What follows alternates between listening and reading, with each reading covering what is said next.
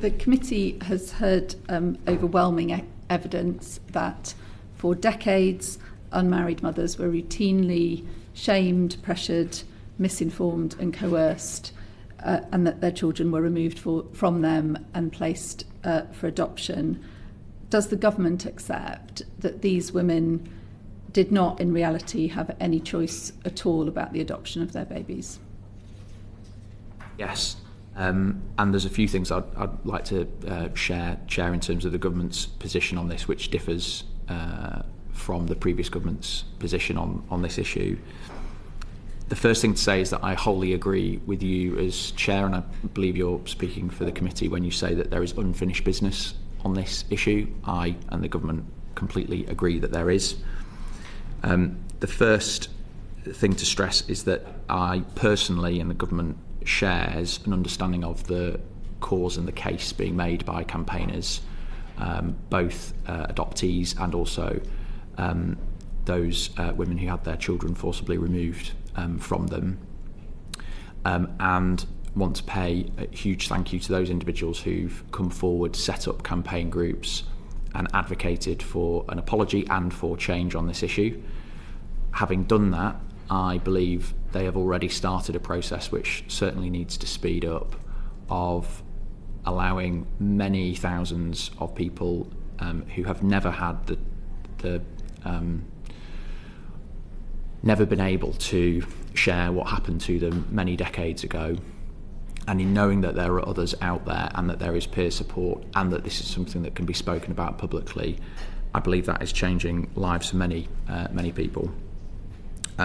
They should not need to keep making the case that they are. I've read back through evidence that was given to the Joint Committee and previous Education Select Committee, witnesses having given very similar stories, and listened to stories in the media where many of these women and adoptees are having to repeat their story time and time again.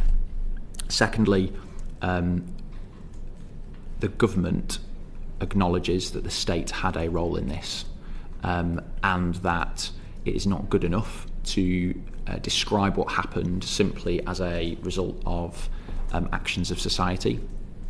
There is a strong relationship between social attitudes to women at the time that this occurred, and the role that the state and other actors, including the church and religious institutions, played, and there was a symbiotic relationship. But that in no way takes away from the fact that there was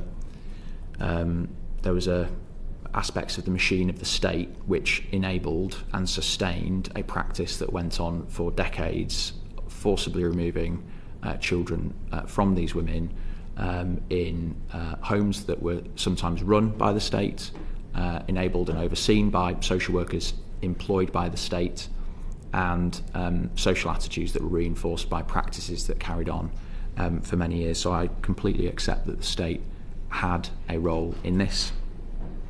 And thirdly, regarding the question of an apology, this is something that the previous government said it regretted. It apologised on behalf of society. I understand the campaigners' case for a formal, official government apology, and that is something that is being actively considered as of now by the government. To do that, it needs to be done with the level of gravity and by someone senior in government to reflect the gravity of what happened. It wouldn't be the time and place to do it. I would not be the right person to offer that apology on behalf of the government. And if we were to do that apology, it would need to be done, worked up in close collaboration with the campaign groups who you've heard from today and others, to ensure that it is comprehensive, that it lifts, in a meaningful way, lifts the shame and stigma that far too many people have been living with for far too long. So I do, in answering your question, accept that the state had a role. It's important that we are honest about that. The case for an apology is powerful, and it is something that the government is actively considering. And the final thing to say is that there is an urgency to this as well. There are people who are at the end of their life, who have lived with the stigma of this, and it is very important that we move quickly to actively consider this case and make a decision.